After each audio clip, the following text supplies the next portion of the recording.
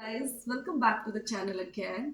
आज की वीडियो आप लोगों के लिए बहुत स्पेशल होने वाली है क्योंकि इस वीडियो के अंदर मैं आप लोगों के साथ अपना पर्सनल एक्सपीरियंस शेयर करना चाहती हूँ। आई नो आप लोग सब इस वीडियो का बहुत टाइम से वेट कर रहे हो। स्टोरी स्टार्ट होती है the time I was back in my home country. मेरे माइंड में भी सेम कंफ्यूजन थे कि क्या मुझे मेरे फील्ड की जॉब यहाँ आने के बाद मिलेगी या मुझे भी एक सर्वाइवल फेज से होकर ही अपनी लाइन के अंदर एंटर करना पड़ेगा। So after like exploring a lot in the market, though you know that I am a recruiter and I have like good experience of recruitment in the staffing industry in the companies, फिर भी मुझे problem I because it's a challenge, guys. I totally agree you all that it's a big challenge when you are like migrating to some other country and now you are just counted as a fresher, right? But मैं आप लोगों की ये problem आज with in 6 points and with in 6 steps के अंदर बिल्कुल easy बना दूंगी because I am sure you will like it and it's actually applied steps that I have used and I got my deal. So guys इस video के अंदर हम 6 points की बात करेंगे।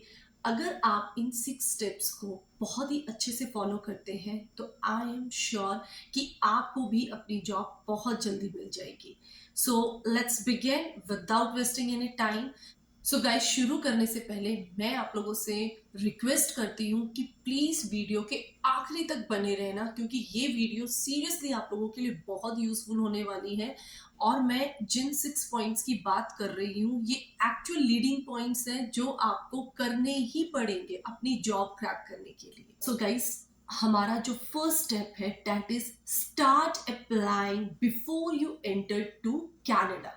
सो ये क्या है मीन्स आप अभी कनाडा में नहीं आए हो, आपने जस्ट अपनी एप्लीकेशन लगाई है, मे बी आपकी एप्लीकेशन प्रोसेस हो चुकी है बट आपने फ्लाई नहीं किया है।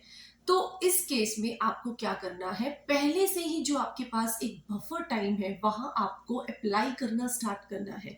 अब आपको अप्लाई करने के लिए डेफिनेटली 2 चीजों की जरूरत पड़ेगी। The first thing is that you must have one virtual Canadian number. Now, how we get the virtual Canadian number? You can go to different websites. There are multiple resources.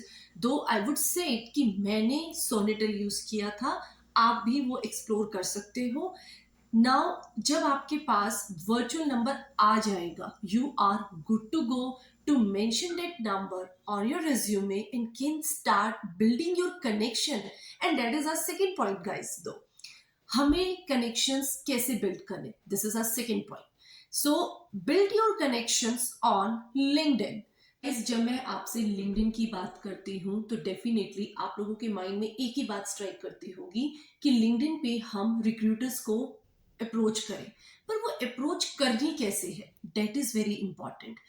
इसके अंदर आप वापस से 2 steps follow कर सकते हैं।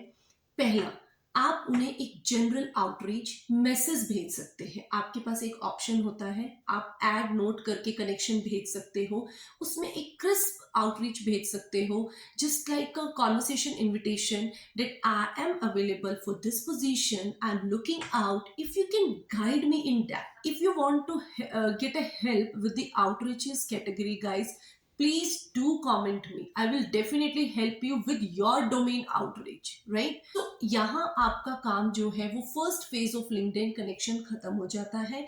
इसके अलावा आपको एक बहुत इंपॉर्टेंट चीज जो करनी है गाइस, जनरली हम नहीं करते हैं ये, बट बीइंग अ रिक्रूटर मैं आपको सीरियसली सजेस्ट करूंगी कि ये आपको करना पड़ेगा। What is that?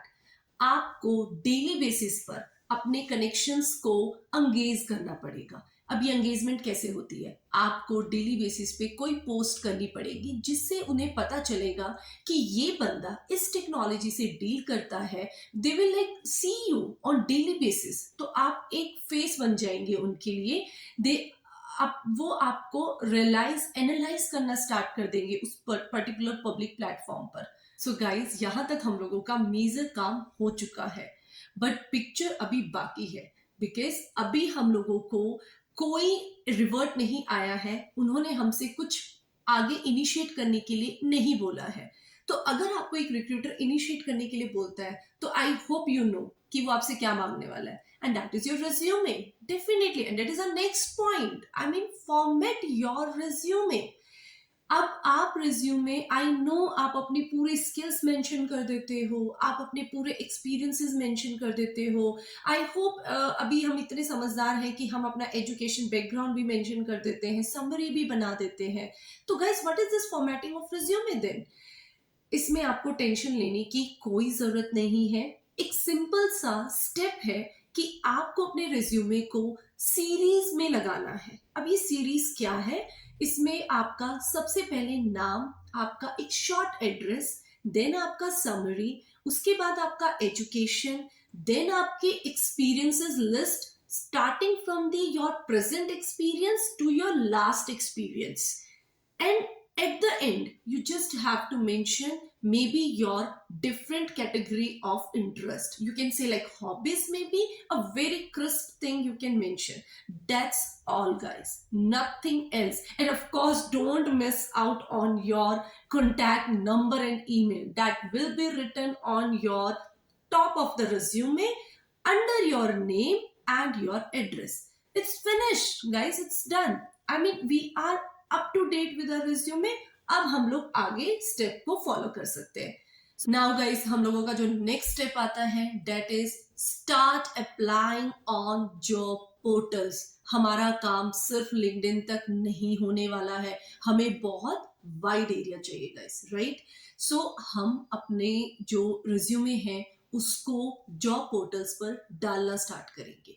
अब कनाडा में आपके पास बहुत सारे पोर्टल्स अवेलेबल हैं जहां आप डायरेक्टली अप्लाई कर सकते हैं और आपको मैक्सिमम 80% जॉब वहां पर मिल जाएंगी।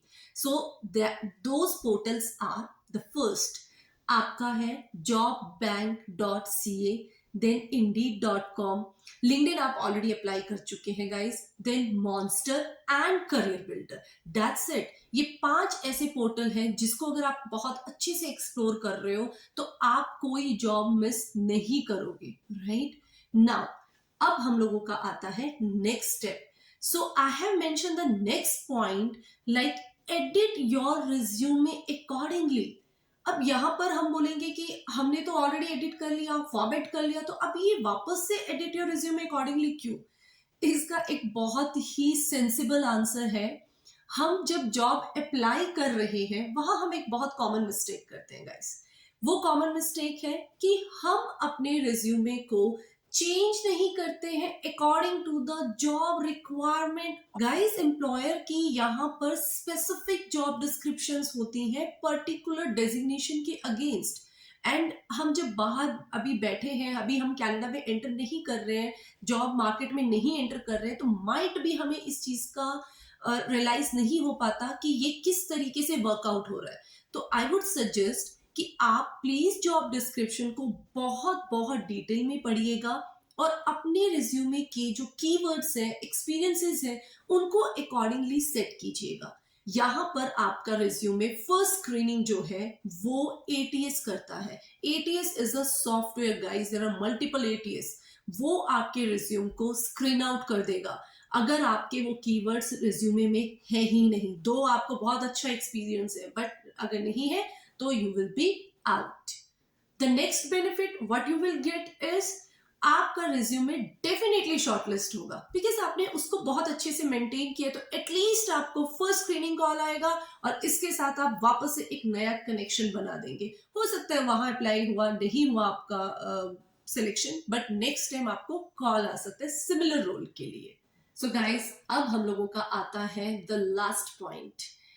लास्ट पॉइंट में आपको कुछ नहीं करना है, रिलैक्स हो जाइए। आपने बहुत काम कर दिया है, अब आप वेट कीजिए, लेकिन वेट के साथ साथ प्लीज सेंड दी रिमाइंडर्स। अब रिमाइंडर्स किसको भेजने हैं? आपके एम्प्लॉयर्स या फिर रिक्रूटर जिनको भी आपने आउटरीचेस भेजे हैं, जिनके साथ आप कनेक्शन में हो सो एंड सो कंपनीज के साथ। By following all these 6 tips guys, I'm pretty sure you will definitely click your goal. सो अगर आपको फिर भी कोई इशू आता है, I would seriously suggest you, please do comment me, send me the DM. Guys, मेरे चैनल को जितना ज्यादा आप शेयर कर सकते हैं औरों के साथ शेयर कीजिए, लाइक कीजिए, और जिन्होंने सब्सक्राइब नहीं किया है प्लीज सब्सक्राइब कर लीजिए, बिकॉज मेरी जो नेक्स्ट वीडियो है वो आप लोगों के लिए अगेन बहुत यूजफुल होने वाली है, जिसमें मैं आप लोगों के साथ शेयर करूंगी डेट आपके पास common set of interview questions क्या होते हैं कैनेडियन मार्केट के अंदर. So that will suits to your all type of domains. So for the time being, stay tuned and good luck for your job.